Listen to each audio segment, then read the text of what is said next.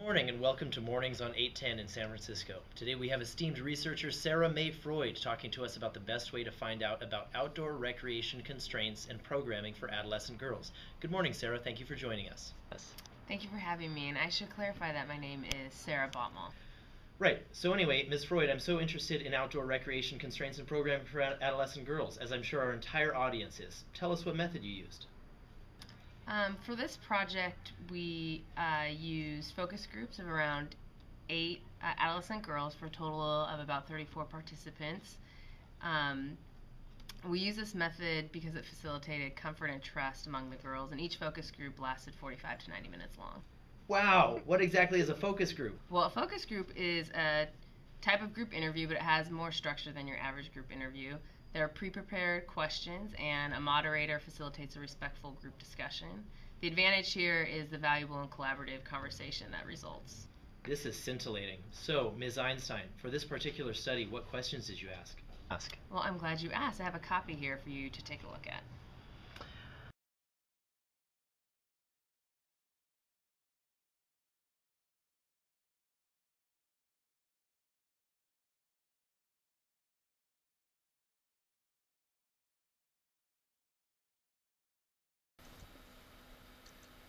So what we're looking at here are some main questions with some follow-up questions underneath to get more focused and more detailed.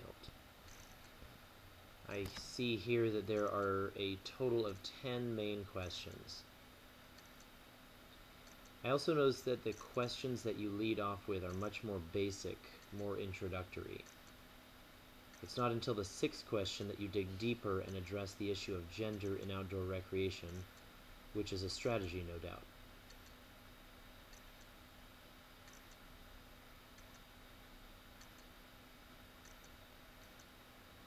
Finally, the last question requires more critical and creative thinking in that the participants must create their own dream program in their head and then describe it.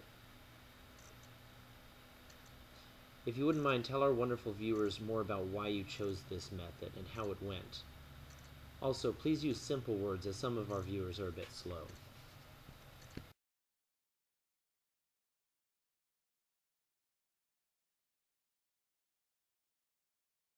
Well, this type of setting is great for this particular research question because we want a comfortable environment where the girls would open up and really go into depth about the barriers they felt to outdoor recreation participation. This is much easier achieved with a homogeneous group, which we had, and the depth of conversation that we found allowed us to analyze common themes and concepts among the girls. The data that we obtained in these focus groups was very valuable.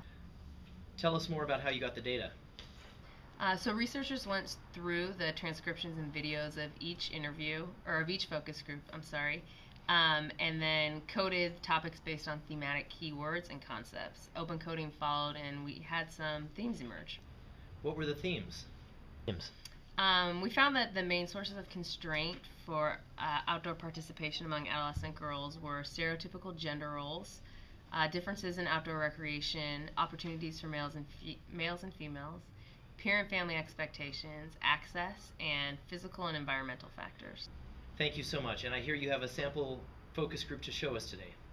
That's correct, Jeff. This is one I'm currently working on with a group of graduate students at San Francisco State. I'll show you just a portion of it. So tell me what strengths you see in Dr. Wilson. I think he's very organized, which is helpful. Yeah, that's right. He's really organized. He has this 19-page syllabi. Very organized. I feel like his glutes are his greatest strength. Okay. So why do you think being organized is a strength? It really helps me get my assignments done. And he has some great presentations that really lets me understand the material better. I feel like him being organized helps with his peanut allergy, and a teacher that's not in anaphylactic shock is a better teacher. Well, let's bring it back to the teaching. I thought he was very organized with his Saturday session, and he made an 8-hour session feel like a 4 hours. Yeah, he had all these games and exercises and group activities. They were all pre-prepared. Especially his beard. That was well pre-prepared.